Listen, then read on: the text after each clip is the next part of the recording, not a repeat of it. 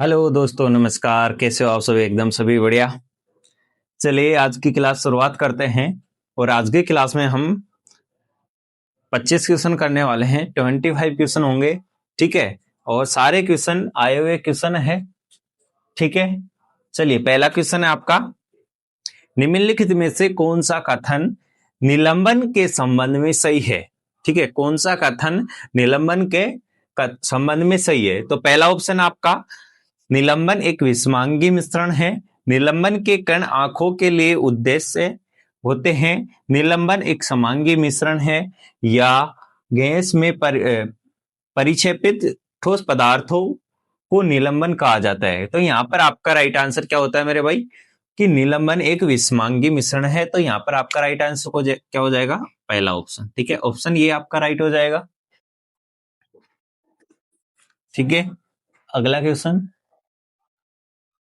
देखो, निम्नलिखित में से कौन सा विकल्प ठोस पदार्थों के गुण दर्शाता है? ठीक है, बताओ। उनकी स्पष्ट सीमाएं और स्थिर आयतन होता है, या उनकी एक निश्चित आकृति होती है, या उनके आकार में परिवर्तन करना कठिन नहीं है, या बाह्य बल लगने पर ये अपना आकार बनाए रखते हैं। तो यहाँ पर आपका राइट आंसर क्या होगा मेरे भाई? क्या होगा? उनके आकार में परिवर्तन करना कठिन नहीं है, ठीक है। अगला क्वेश्चन है, बताओ। सभी द्रव्य और गैसें होती है, क्या होती है? ठोस होती है, अर्धचालक होती है, विद्युत रोधी होती है, या तरल होती है? तो यहाँ पर क्या हो जाएगा आपका राइट आंसर? तरल होती है, ठीक है। अगला क्वेश्चन, निम्नलिखित में से कौन सा द्रव्य के कणों का गुणधर्म नहीं है? द्रव्य के गुणधर्म नहीं है, कौन सा? देखिए, द्रव्य के कण स्थायी होते हैं। द्रव्य के कणों के बीच रिक्त स्थान होता है। द्रव्य के कण एक दूसरे को आकर्षित करते हैं। द्रव्य के कण निरंतर गतिशील होते हैं। तो यहाँ पर आपका राइट आंसर क्या हो जाएगा मेरा भाई? क्या हो जाएगा? द्रव्य के कण स्थायी होते हैं, ठीक है। पहला आपका राइट हो जाएगा, ठीक है, पहला।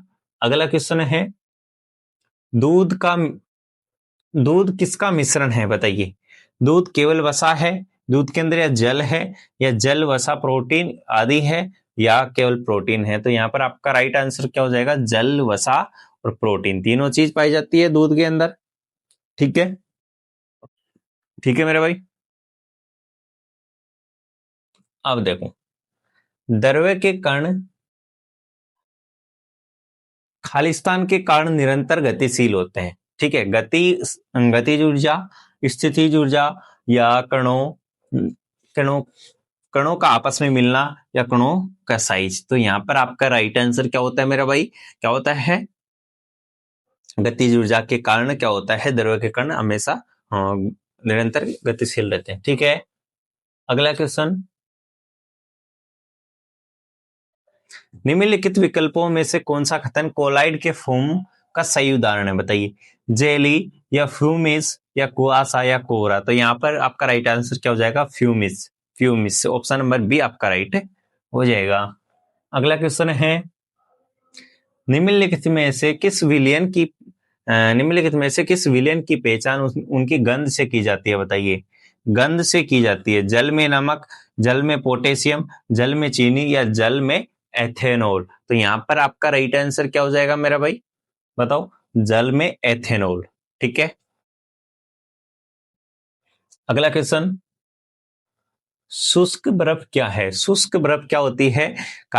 ठोस कार्बन डाइऑक्साइड होती है, ठीक है। सभी को पता होगा ये वाला। तो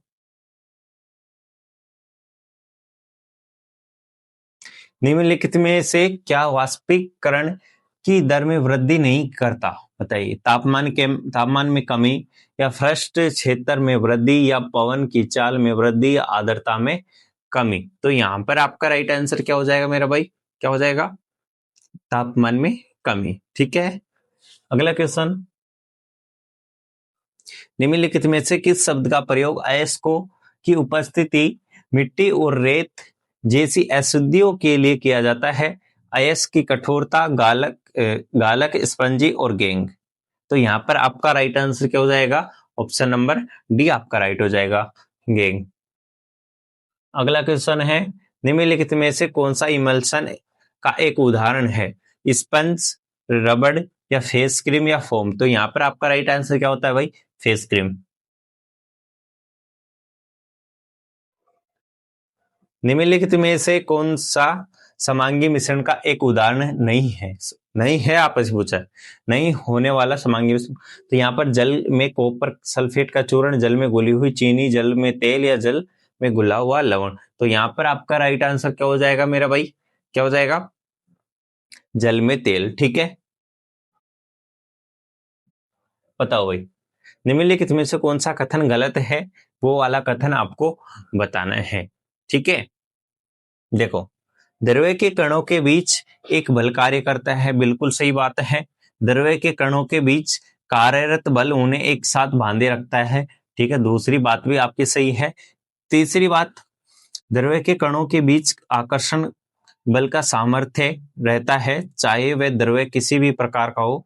भाई ये वाली बात तो हमको नहीं पसंद आ रही। ठीक है, हमको लग नहीं रहा ये वाली सही हुई। चौथा और देख लेते हैं। द्रव्य के कणों के बीच आकर्षण बल सामर्थ्य अलग अलग द्रव्य में अलग अलग होता है, ये बात भी सही है। तो यहाँ पर आपका राइट आंसर क्या हो जाएगा? गलत पूछा है तो ऑप्शन नंबर सी हो जाएगा। ठीक है, आप देखिए, जेली की स्थिति में निम्नलिखित में से कौन सी परिक्षेपित प्रावस्था है? गैस अवस्था, द्रव्यावस्था, ठोस प्रावस्था या ठोस व द्रव्य दोनों प्रावस्थाएं? बताइए यहाँ पर आपका राइट आंसर क्या हो जाएगा मेरे भाई? क्या होता है? द्रव्य प्रावस्था। ठीक है, सभी का क्लियर? अगला क्वेश्चन, किसी माध्यम का तापमान बढ़ने पर उसमें ध्वनि की चाल पर क्या प्रभाव पड़ता है? बताओ। किसी माध्यम का तापमान बढ़ने पर ध्वनि की चाल पर क्या प्रभाव पड़ता है? बताओ, क्या प्रभाव पड़ेगा? देखो, यह कम हो जाती है, यह तापमान से प्रभावित नहीं होती है, यह बढ़ जाती है, यह अपरिवर्तित रहती है। तो यहाँ पर आपका आंसर हो जाएगा यह बढ़ जाएगी। ठीक है, क्वेश्चन नंबर 17, किसी पदार्थ को गर्म करने पर उसके कणों का क्या प्रभाव पड़ता है? वे तेज गति करते हैं, वे धीमी गति करते हैं, वे तेज गति करना बंद कर देते हैं, वे नष्ट हो जाते हैं। तो यहाँ पर आपका राइट आंसर क्या होगा मेरे भाई? वे तेज गति। देखो, किसी पदार्थ को गर्म करने पर उसके कणों का प्रभाव पर क्या पड़ता है? वे तेज गति करते हैं। ठीक है, अगला क्वेश्चन है, निम्नलिखित में से कौन सा विकल्प एक यौगिक है? ऑक्सीजन, आयरन, जल या सल्फर? तो यहां पर आपका राइट आंसर क्या होगा? एक यौगिक है, यौगिक आपको बताना है। बताओ भाई, क्या हो जाएगा? जल। ठीक है, अगला क्वेश्चन है, बेवरेज उद्योगों में शीतल पेय और सोडा जल की बोतलों को उच्च दाब पर क्यों सील किया जाता है? बताइए। कार्बन डाइऑक्साइड की विलेयता बढ़ाने के लिए, या हिमीकरण के रोकने के लिए, या शर्करा की मात्रा कम करने के लिए, तापमान बढ़ाने के लिए? तो यहाँ पर आंसर हो जाएगा आपका कार्बन डाइऑक्साइड की विलेयता बढ़ाने के लिए। ऑप्शन नंबर पहला आपका राइट हो जाएगा। अगला क्वेश्चन, रसायन विज्ञान का कौन सा मूलभूत नियम इस तथ्य से स्पष्ट होता है कि हाइड्रोजन और ऑक्सीजन सदैव एक निश्चित 1:8 के अनुपात में संयोजित होकर जल बनाते हैं? बताइए। तो यहाँ पर क्या होगा आपका आंसर? बताओ। गणित के अनुपात का नियम है, स्थिर अनुपात का नियम।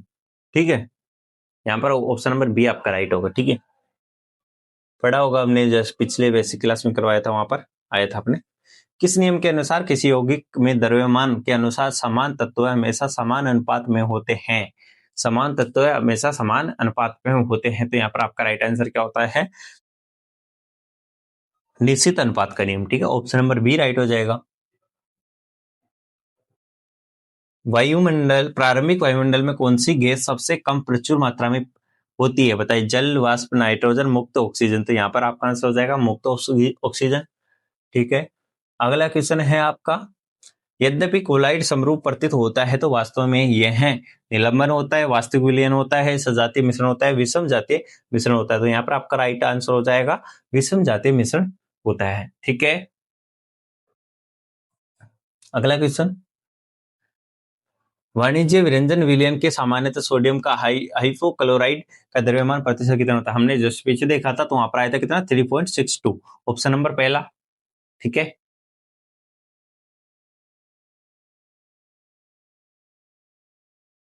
ये लास्ट क्वेश्चन है, निम्नलिखित में से कौन सा विकल्प आदर्श गैस समीकरण का सबसे अच्छा वर्णन करता है, बताइए।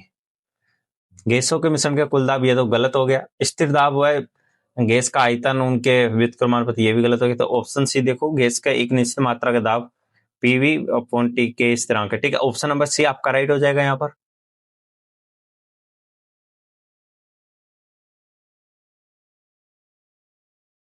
ठीक है, इसका बताना आंसर कमेंट बॉक्स में। ठीक है भाई, आंसर है, बताने की जरूरत नहीं, राउल्ट का नियम। ठीक है दोस्तों।